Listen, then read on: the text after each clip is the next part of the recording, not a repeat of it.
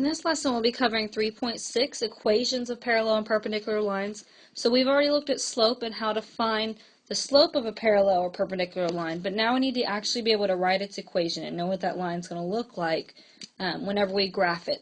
So first we need to look at how to write them, and then we'll be able to look at actual distances and other stuff on them. So in example 1, we have writing the equation of a parallel line. It tells me to write an equation of a line passing through the point, negative 1, 1, that is parallel to the line y equals 2x minus 3. So first thing I want to do is I want to be able to identify what my slope is going to be for my new line. So in this line, remember my equations are always written as mx plus b. If it's not already in this form, I want to try to get it in that form so I can identify what my slope is, my m. And so in this case, my slope, m, is equal to 2. So my parallel slope, remember parallel slopes, they have the same slope. So my parallel slope is also going to be 2. Now to be able to actually write the equation of my new line, my parallel line, I can use point slope form, which is on your formula chart, so anytime you're taking your test, it'll be there, which is y minus y1 is equal to m times x minus x1. So my y and my x are going to stay the same. They're like my y and my x that are in my original equation. So the ones over here, those don't change.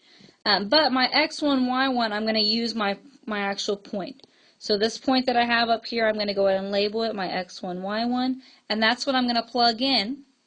My slope, my m, is going to be the slope of my parallel line that I have here. So I'm just going to substitute, and then I'll be able to find my equation. So when I plug this in, I get y minus my y1, which is 1. My m, which is my new slope, my parallel slope, is my 2. Then I have my x minus my x1 of negative 1. So I'm going to put it in parentheses since it has a negative. And then I just have to solve. So I get y minus 1. I'm going to get rid of that negative times a negative first. So negative times a negative makes a positive. So x plus 1. I still have parentheses I want to get rid of, so I'm going to distribute this 2. So I have y minus 1 is equal to 2x plus 2. To get it into my regular form, I'm going to be able to add my 1 over to get my y by itself. So I get y is equal to 2x plus 3. So my answer is going to be this whole equation here. My new equation for my parallel line is y equals 2x plus 3. We also can write equations for perpendicular lines, still using what we know about perpendicular lines. So slope of a perpendicular line is our opposite reciprocal. So whenever we're looking at this, first we need to find the slope of our current line and then be able to find our new slope and then write our equation. So in this one, we're not given our equation, or we are given our equation, but we're not given it in our point-intercept form or slope-intercept form. So I need to change this. So if I start with 2x plus y is equal to 2, I want it to be in slope-intercept form, which is y equals mx plus b. So to get y by itself, I need to move this 2 over, 2x. So I'm going to get y is equal to negative 2x plus 2. Now it's in slope-intercept form, so my slope is what's right in front of my x, so this negative 2. So my slope of my current line is negative 2. So to find the slope of my perpendicular, so I'm going to write my m of my perpendicular. Remember, it is opposite reciprocal, so I'm going to do opposite sign, so my negative is going to change into a positive. And then I'm going to do reciprocal. So remember, this 2 is over an invisible 1. Reciprocal, I'm just going to flip my fractions. So this is going to become 1 over 2. So my new slope is 1/2. From negative 2 to the perpendicular slope of 1/2. Now I'm still going to use my point slope form. So I'm going to do my y minus y1 is equal to m times x minus x1. My x1, y1 is up here. I can label it so I know where it is. And then I'm just going to substitute everything in. So I have my y minus My y1 is 3. My m, remember, is my new slope, so my perpendicular slope of 1/2. My x stays there. My x1 is my 2. And then I'm just going to simplify. So I can do my distributing here. So I get y minus 3 is equal to 1/2 x minus 1. I'm going to add my 3 over to get my y by itself, to get it in slope-intercept form.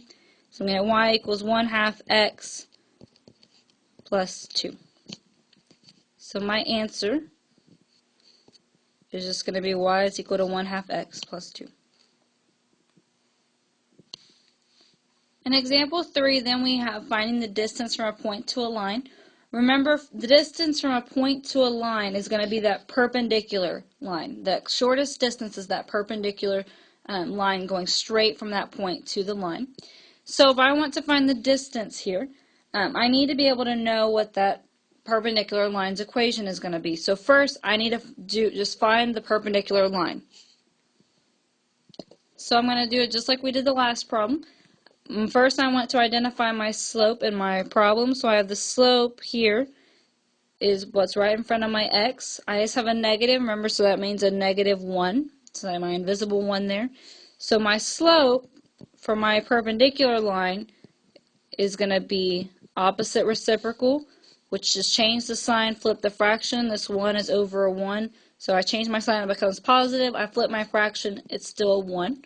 So my perpendicular slope is just 1. Then I need to find my equation as well. So I'm still using my point slope form. So y minus y1 is equal to m times x minus x1.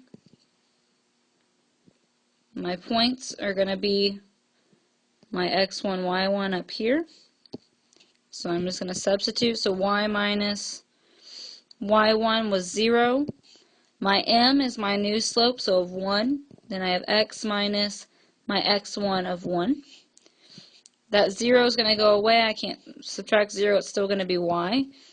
I can distribute my 1, which isn't going to change anything if I multiply by 1. So I'm just going to have x minus 1. So to find the distance, we know to find distance we use distance formula.